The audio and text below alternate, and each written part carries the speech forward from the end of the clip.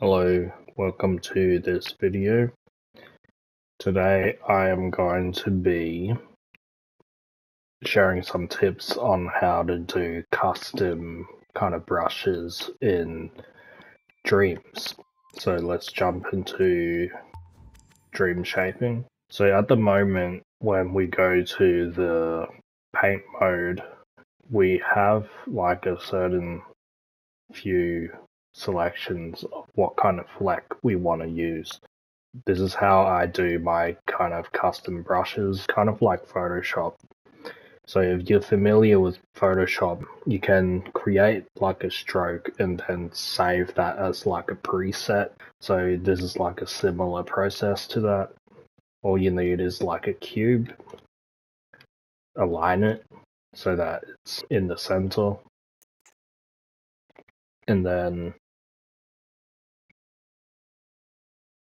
in paint mode use surface snap, and then you just create your kind of custom brush.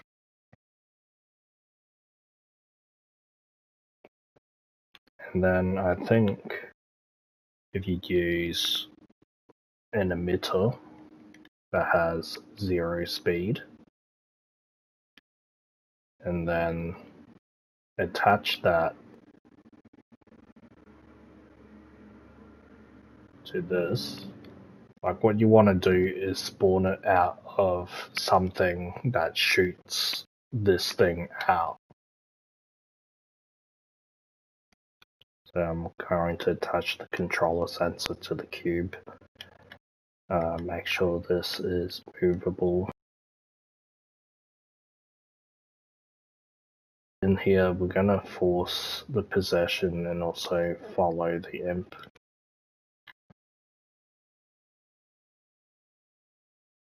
Get rid of all of this.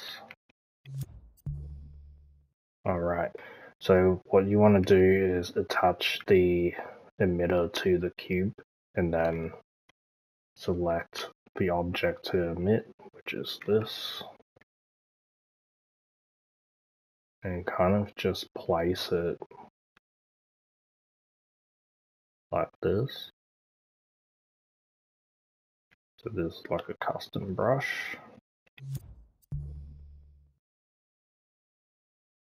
And then you can kind of emit your custom brush around.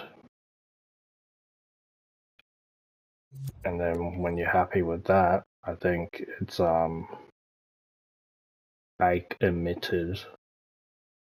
So bake or emitted, that's how you can get something custom in place. So if you attach, say, the R2 to the power of this emitter and have it, say, continuously emit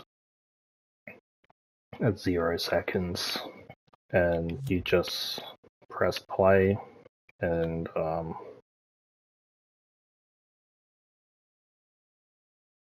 that's basically how you can get like some kind of custom brush. But you can see like the emitted has a limit, so I'm gonna make it infinite. You can also clear emitted if you want. So if I go, say, a directional button or something and attach it to as an inputs and outputs, destroy emitted objects. So yeah, that's kind of how you can do it. And then if you don't like it, you just press destroy. So that's like a little custom brush you can use. And then once you're happy, go bake emitted, press the bread to bake it, and to move, and then there you go. And you can at any time always go back and remove it by pressing triangle, and then you can create another kind of brush.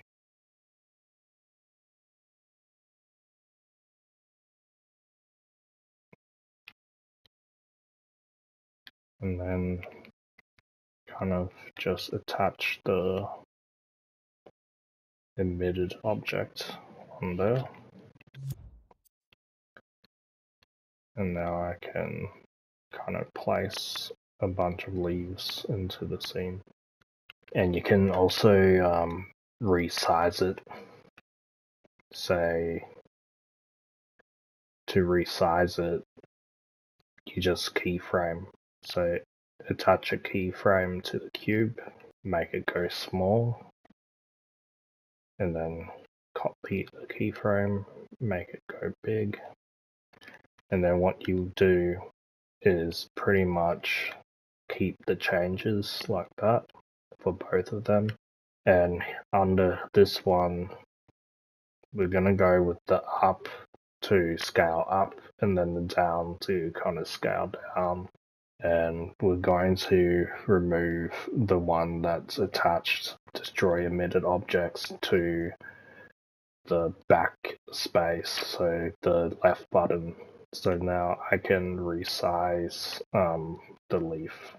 But to make it gradually resize, you might want to attach the shoulder buttons to it.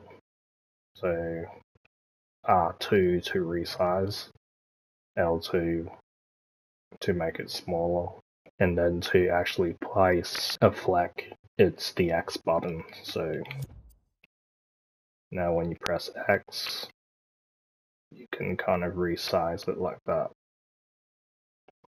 And you can kind of also rotate the controller around as well.